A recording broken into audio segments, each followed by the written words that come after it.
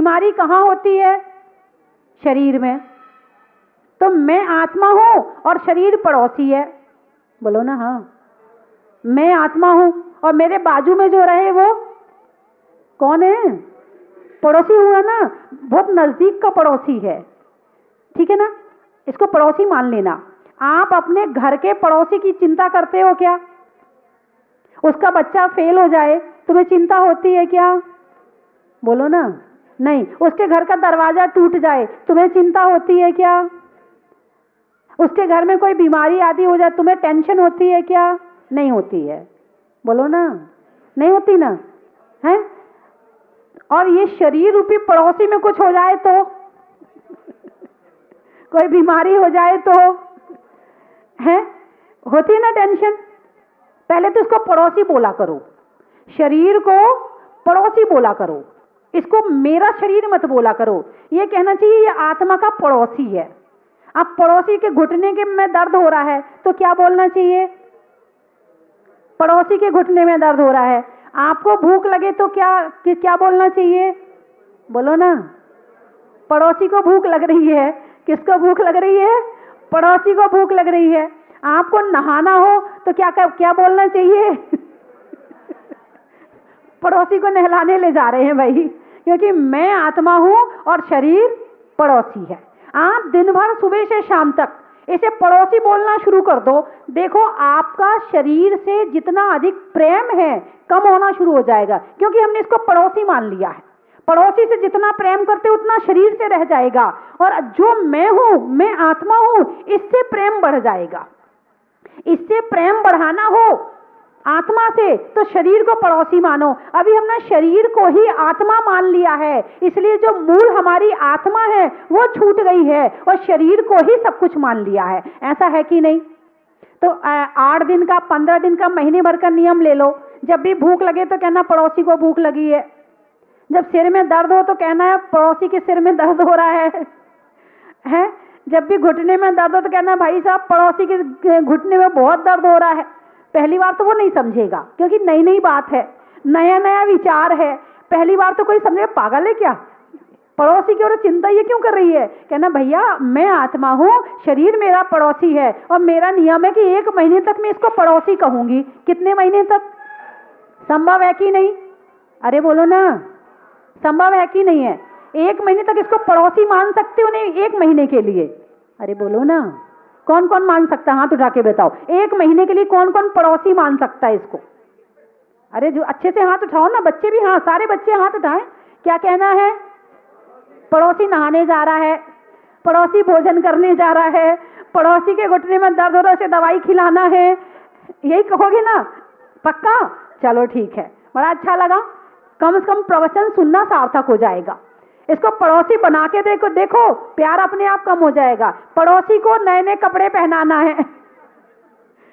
अरे पड़ोसी को क्यों पहनाना है? अरे ये तो पड़ोसी है, क्यों करना है इसके लिए? जब हम उस पड़ोसी की चिंता नहीं करते हैं तो इस पड़ोसी की चिंता क्यों करें? जब हम उस पड़ोसी के लिए दिन भर अपना टाइम नहीं देते हैं तो इस पड़ोसी के लिए 24 घंटे क्यों दें? कुछ समय अपने आत्मा के लिए भी देना, कुछ समय अपने ध्यान चिंतन मनन के लिए भी देना। यदि अपने लिए मैंने ये मान लिया कि मैं आत्मा हूं तो मेरे लिए समय निकलना शुरू हो जाएगा। और जब तक इस शरीर को अपना मान के चल रहे हैं तब तक पूरा टाइम हमारा शरीर के लिए जा रहा है, आत्मा के लिए नहीं जा रहा है। सुबह से शाम तक आप विचार करो, एक डायरी बनाओ कि कितना काम आपने आत्मा के लिए किया है और कितना काम आपने शरीर के लिए किया है। पड़ोसी के लिए, शरीर के लिए नहीं, पड़ोसी के लिए। कितना टाइम आत्मा को देते हो, कितना टाइम पड़ोसी को देते? सच बताना, ईमानदारी से बोलिए। आत्मा के लिए कितना टाइम लगाते हैं? जल्दी बोलिए। आत्मा के लिए क्या है वो मैं बता दूं। पूजा, अभिषेक, भक्ति, दान, पाठ, आहार दान, स्वाध्याय, ये हमारा अपना काम है। और इसके अलावा जितना काम है वो सब पड़ोसी का काम है। तो ये काम आप कितने घंटे करते? जो मैंने अभी बताया, 1 घंटे। हाथ उठा के बताओ ना, उंगली बता दो अपनी अपने। जो जितने घंटे करता है उतनी उंगली उठा दे। अरे कुछ लोग उंगली नहीं उठा रहे, इसका मतलब कोई आधा घंटा करता हो तो यूं कर दो तो मैं समझ जाऊंगी आधा घंटा हो गया। और कोई 15 मिनट करना तो वो इसको यूं यूं कर दे कि वो ये वाली उंगली एक पूरा मोड़ दे 15 मिनट का। बताइए आप मोड़िए, कितना कितना करते हैं आप आत्मा के लिए? 1 घंटा, आधा घंटा, चलिए आधे आधी उंगली आ रही है, ठीक है। अब मैंने देख लिया कि आप कितने घंटे करते। अच्छा एक बात बताओ मुझे भाई साहब, आपके बेटे कितने हैं? महेंद्र जी रायपुर वाले, बेटे कितने हैं आपके चूड़ी वाले? 2 बेटे हैं और आपके 2 मकान हैं, तो दोनों मकान आप किस किस को कितने कितने मकान दोगे? दोनों बेटों को एक एक मकान दोगे, नहीं दोगे? अरे फिर भी कल्पना करो कि दोनों बेटों को एक एक मकान दोगे, पक्का दोगे ना? ठीक है। आपके पास में 2 किलो सोना है और आपके 2 बेटे हैं, कितना कितना दोगे? 1-1 किलो। बहुत ईमानदार, बहुत ईमानदार है। आपके पास में 2 फैक्ट्री हैं और आपके 2 बेटे हैं, कितनी कितनी दोगे? 1-1 फैक्ट्री दोगे। बहुत ईमानदार है। सिरसागंज वाले, आपकी 2 बहुएं हैं और आपके पास में 10 किलो चांदी है, कितनी कितनी दोगे? 5-5 किलो। बहुत ईमानदार है, बहुत ईमानदार है। अभी देखती हूँ आपकी ईमानदारी। अब आपके पास में 24 घंटे हैं और आत्मा और शरीर 2 चीज आपके पास में है, कितने घंटे किसको मिलने चाहिए? अब ईमानदारी बताओ मुझे, कितने घंटे आत्मा के लिए काम करना चाहिए और कितने घंटे शरीर के लिए काम करना चाहिए? बोलिए जल्दी। जबकि शरीर मेरा नहीं है, फिर भी मैं आधा आधा करवा देती हूँ। शरीर मेरा नहीं है, फिर भी पार्टनरशिप तो चल रही है ना, तो आधा आधा करवा देती हूँ। तो 12-12 घंटे आत्मा को मिलने चाहिए, नहीं मिलने चाहिए? ईमानदारी से बताइए आप मुझे। अरे हाँ तो बोल दो, ईमानदारी तो हाँ बोल के ईमानदारी तो दिखा दो। कितने कितने घंटे दोनों को मिलने चाहिए? 12 घंटे आत्मा का काम करना चाहिए और 12 घंटे शरीर का काम करना चाहिए।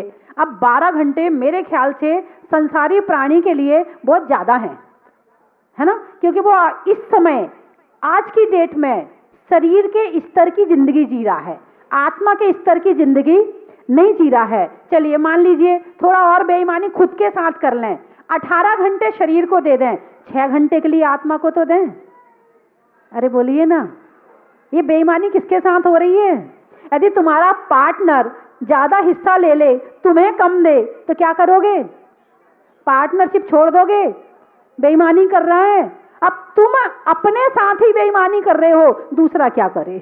तुम अपने हाथ से ही अपने पार्टनर को ज्यादा पैसा दे रहे, ज्यादा समय दे रहे, ज्यादा विचार दे रहे, ज्यादा उसकी कीमत कर रहे हो, तो इसमें आप उस पार्टनर को क्या कहोगे जो अपने हाथ से अपना हिस्सा दूसरे को दे रहा है? अरे बोलिए ना, 6 घंटे तो दोगे आत्मा को? अरे बोलो ना, 6 घंटे स्वाध्याय, भक्ति, पाठ, माला, जाप, ध्यान, उपवास, व्रत, इतना लगाओगे नहीं लगाओगे?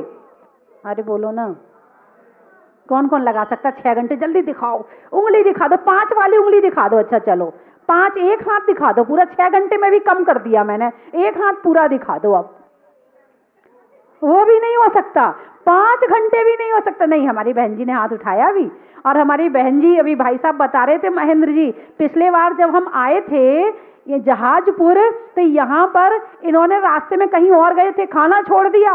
बोले जहाजपुर ले जाओगे तो भोजन करूंगी, नहीं ले जाओगे तो भोजन नहीं करूंगी।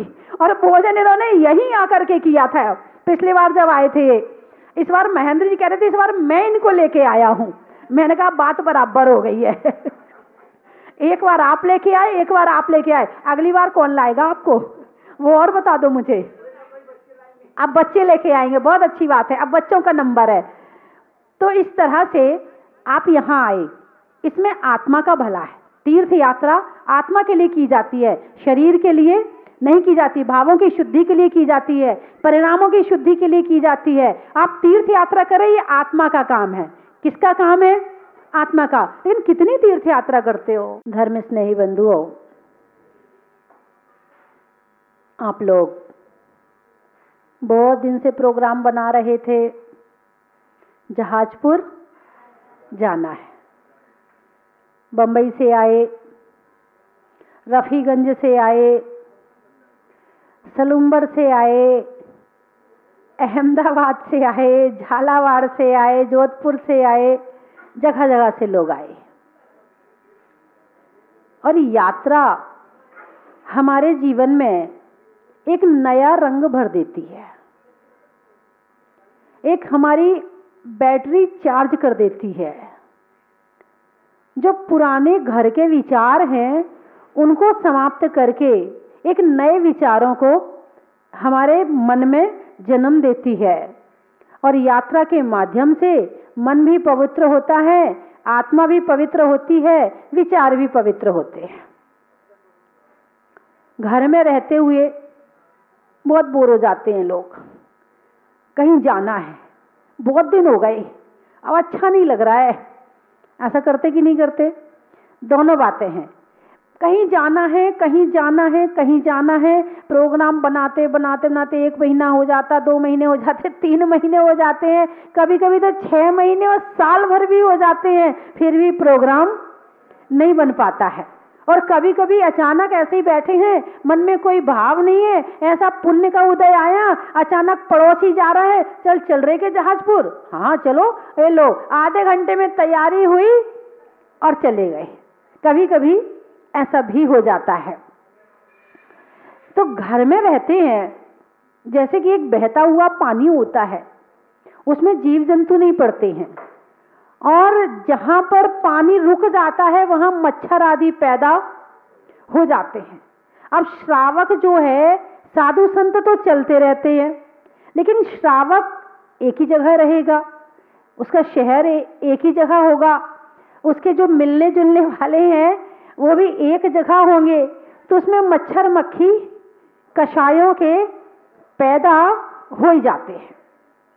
और कषाय इतनी बलवान है, पहले के समय में इंसान के शरीर में शक्ति ज्यादा थी और कषाय कम थी, और अब शक्ति कम है और कषाय ज्यादा है।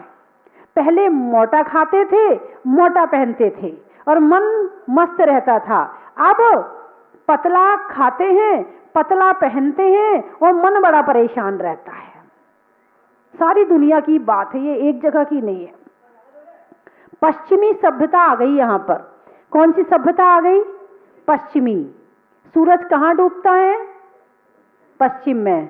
कहां डूबता है? पश्चिम में।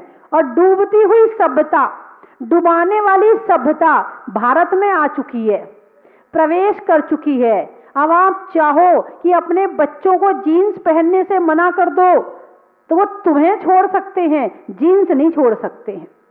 वो तुम्हें छोड़ सकते हैं, वो मोबाइल नहीं छोड़ सकते हैं। तुम अपनी बहू को मना कर दो कि सूट मत पहन, तो वो कहेगी हम अलग हो जाएंगे, मगर हम कपड़ा पहनना इस तरह से नहीं छोड़ेंगे। ये पश्चिमी सभ्यता ने ऐसा प्रवेश कर लिया है और अपनी जड़ें जमा चुकी है, अच्छी तरह से जमा चुकी है। आप चाहो तुम उन जड़ों को हिलाना तो नहीं हिला सकते। क्यों? क्योंकि प्रचार प्रसार का माध्यम सबसे बड़ा है तुम्हारी टीवी, उसमें आने वाले सीरियल, उसमें आने वाली पिक्चर, सबसे बड़ा इन सब चीजों का माध्यम है। रामायण देख करके, सीता को देखकर किसी ने साड़ी पहनना नहीं सीखा, राम को देख करके किसी ने धोती पहनना नहीं सीखा, लेकिन पिक्चर देख करके जीन्स और छोटे कपड़े पहनने सीख लिए। ऐसा है कि नहीं? लोग कहते हैं टीवी में अच्छी चीज भी तो आती है, हम टीवी इसलिए तो देखते हैं, उसमें अच्छी चीज भी आती है। तो मैंने कहा टीवी देख करके अच्छी चीज नहीं सीखी, लेकिन बुरी चीज जल्दी सीख ली है। बुरी चीजें बड़ा करंट होता है, बहुत तेज करंट होता है, एक बार में हम मान जाते हैं। यदि आपके यहाँ कोई आके कहे भाई साहब आपके मोहल्ले में वो आदमी रहता ना, वो शराब पीता है, बहुत बुरा आदमी है, आप मान लोगे? बोलो ना, मान लोगे? हाँ जरूर पीता होगा, हाँ मुझे भी लगता है, शंका तो मुझे भी थी पहले से, भले वो नहीं पीता है लेकिन उसने कहा है तो आपने मान लिया। अब वही आदमी आके कहे भाई साहब वो आदमी बहुत बढ़िया है और वो आदमी ने ऐसा काम वहां जाकर बहुत अच्छा किया है, अरे किया होगा पता नहीं है, चलो पता लगाएंगे, 4 जनों से पूछोगे उसने किया क्या ऐसा काम। यानी अच्छाई में तुम्हें एक बार में विश्वास नहीं होगा और बुराई में तुम एक बार में विश्वास कर लेते हो। इसका मतलब है कि बुराई का कनेक्शन ज्यादा है और अच्छाई का कनेक्शन कम है। सामने वाले की अच्छाई सहन नहीं होती हमसे, सामने वाला अच्छा काम कर ले बर्दाश्त नहीं होता है, और सामने वाला बुरा काम करे वो भी बर्दाश्त नहीं होता है। बोलो ना। कहते हैं, कहीं पढ़ा था मैंने कि जब कोई सफलता प्राप्त करता है तो ईर्ष्या होती है, जब कोई सफलता प्राप्त करता है तो ईर्ष्या होती है, और जब कोई फेल हो जाता है तो दुख होता है। बीच में कहां रहे तुम? या तो जल रहे हो या दुखी हो रहे हो। खुशी तो तुमने मनाई नहीं, अच्छा बना तब भी खुशी नहीं मनाई, बुरा हुआ तब भी खुशी नहीं मनाई, तुम खुश हो गए कैसे? इस दुनिया को खुश करना बड़ा मुश्किल है। माँ बेचारी अपने बेटे को खुश करते करते थक जाती है, कभी बेटे के लिए अच्छे कपड़े लाती है, कभी बेटे के लिए अच्छा खाना बनाती है, उसको दुलारती है, पुचकारती है, फिर भी वो बेटा खुश नहीं होता है। बेटी भी इसी तरह है। अब तो बेटा छोड़ो, बेटी और ज्यादा नखरे वाली हो रही है। पहले की बेटियां को तो फिर भी दबा के रख लेते थे, पहले की बेटियां फिर भी बात मानती थी, मगर आज की बेटी तो वो बेटे से ज्यादा अपने आप को घमंड से भरी होती है। वो पूरा आक्रोश अपनी मम्मी पापा के ऊपर निकालती है।